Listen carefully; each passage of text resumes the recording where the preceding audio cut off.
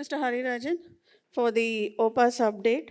So I request Mr. Ravindra Jagashya, Mr. Karthik Fojdar and Sunita Devi and Mr. Jayant Mondi for the panel discussion along with Mr. Mark Hammer from Yokogawa.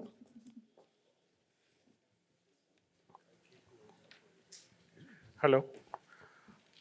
Before I start and think about what time I should assign for the panel discussion, I would like to thank, Can we order some cocktails? not possible, definitely can order, but we need to pay ourselves, okay? So I would like to thank, first of all, Mark Hammer agreeing to join with part of the panel discussion. So we have Mark, Ravi, and Hari flying down from USA. And then we have Sunita and Karthik flying from Bombay.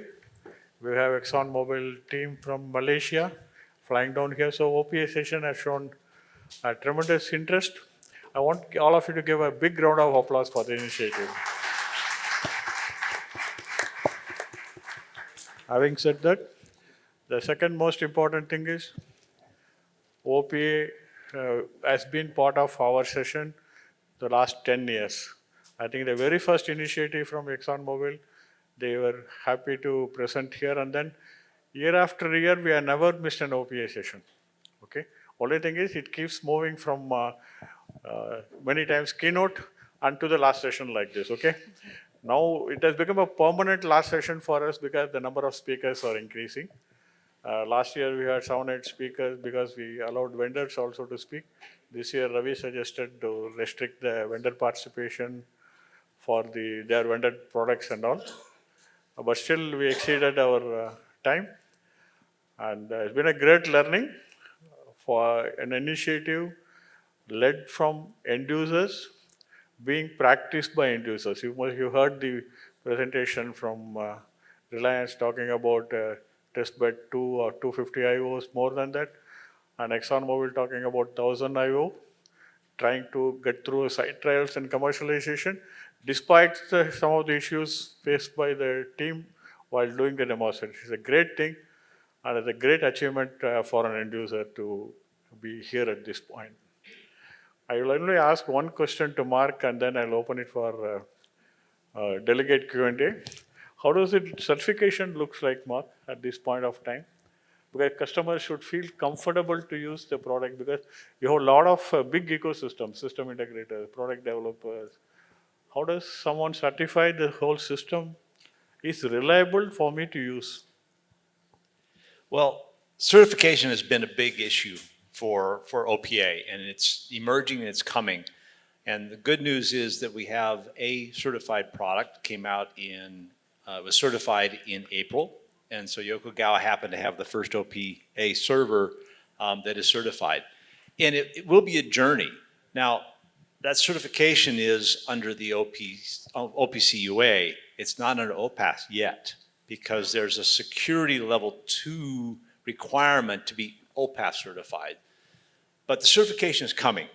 And there was lots of interesting things when you're the first one out there.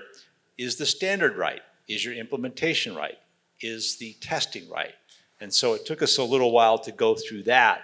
So we're learning, going through that learning curve and making it happen out there. So certification is coming, and it's going to be important, because as we talk about interoperability, as we talk about different software packages trying to talk to people, if you're not certified, who's at fault? So it's been a journey. Thank you, Mark.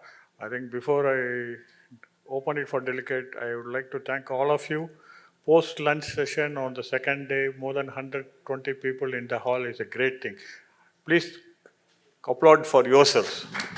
Okay. Now I open it for panel discussion for the Q&A from the delegates, if anyone wants to ask. I know it's a challenge to ask questions in the last session.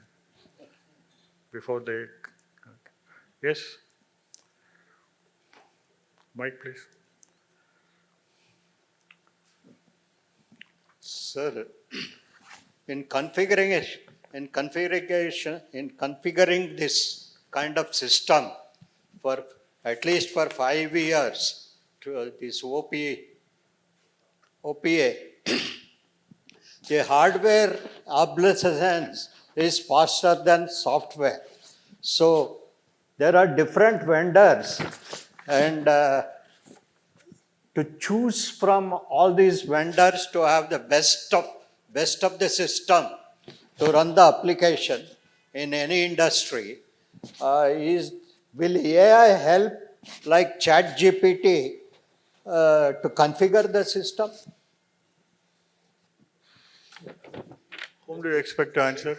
You have anyone to speak? I guess they're saying that I'm supposed to answer that question. So, you're absolutely right. Software is going to evolve much faster than hardware. And one of the beauties of what the foundation or the forum has done with those standards are implement things like containers.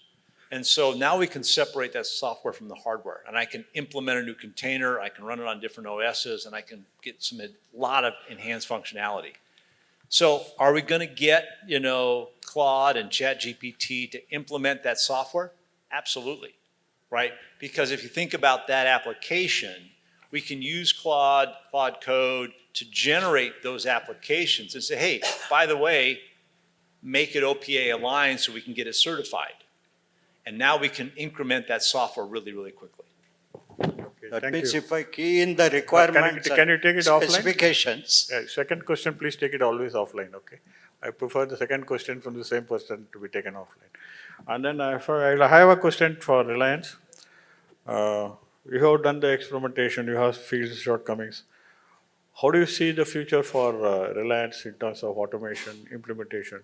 Will you go through a path of going very strong with OPAS, or would you like to fall back onto your established DCS or PLC rules? Karthik or Sunita, anyone can say. Now, the answer to this is twofold. One is immediate and one is long term, right? So, if you ask me on the immediate basis, of course, the conventional DCS has shown the maturity and has served its purpose for the longest time. And with certain gaps, what I explained during our presentation, immediately going for commercial application like the process plant in refinery, it is slightly difficult at this stage. But of course, that doesn't mean that OPA has no potential. And going forward in future, OPA is the destination, and whatever pain areas we have identified, we have seen in last few years that it has been, we are able to address those pain areas, and once the system will mature, the innovation and reliability has to bridge. And once that bridge is built, I see no reason why OPA-based system will be deployed in future for the process industries. Thank you. I continue the same question in a different fashion. Does this OPAS development put a pressure on Reliance or ExxonMobil to build expertise? Because so long you have DCS vendors, you do not bother. They will take care of the operational issues and all that. Plunging into OPAS, how do you feel the impact on technical skill adoption and sustaining the technical skills for future thing? Anyone can answer. Exxon, Jayant, you want to take it? Yeah. So, in fact, if we have these open systems, that would actually enable us bringing in and attracting talent as well into the system, into our company, because you would, or at least the new generation would not want to use pretty obsolete systems. So they're more exposed to the growing technology. So having these open interoperable systems where all the new best-in-class technologies are being implemented, that would in fact drive or motivate the workforce more. That's what I feel. Okay, thank you. I go back to OPF co-chair Ravi. What do you see the future of OPAS? Do you think it's going to replace DCS type projects, or it's going to even replace PLC type projects? Both. I want the whole cake. So yes, you can what you call I mentioned in my presentation, it is modular, it's scalable. So you can start small with a test bed and then scale it up for a large project also. We have got some implementations with Exxon where they did that 1,000 plus projects, 1,000 IO plus project, but then they're also doing a smaller level 100 IO project. And Reliance is already talking about the next phase two. So it's absolutely scalable. You don't really have to worry about anything. You can have your cake as well. Save your money, your total cost of life cycle cost. Maybe I'll again continue with my last questions to both Reliance and ExxonMobil. When you carry out the pilot plants or the software developed at the plants, do they feel comfortable to trust you to allow you to do the testing? Do you run the systems parallelly or you just shut down one system and move it to OPAS? When we talk about the test bed, it is an offline system. So there is no issue of interrupting the process. When we enter into the field trial, that time there will be apprehension of the Because availability or always, reliability. whereas, having been part of several developments, there's always a big effort to convince the customer to put the systems in place and switch off the systems and then allow it to happen. So That's what Exxon did. he's doing. Yeah, That's that's why what I said they both of you can answer. Anyone can answer. At least I think for as part of the field trial or the lighthouse project, we've done a thorough testing of the implementation. And if I'm not wrong, I think the system engineer who was supporting it was actually in Orlando session, ARC, attending while the system is running on its own. So No, I think- my suggestion will be one is presentations in the forum. Second is get some certification from the end user because that helps a lot in, it has run 100 hours, 1,000 hours, 10,000 hours on this field.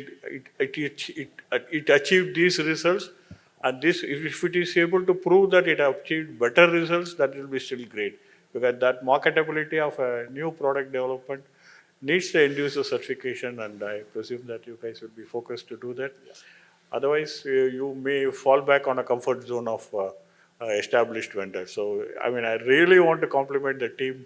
It's more than 10 years. I've been seeing the progress and a lot of efforts, a lot of developments on software and hardware. Great work by all of you. Thank you for the great presentation and thanks for the discussion. Thank you all.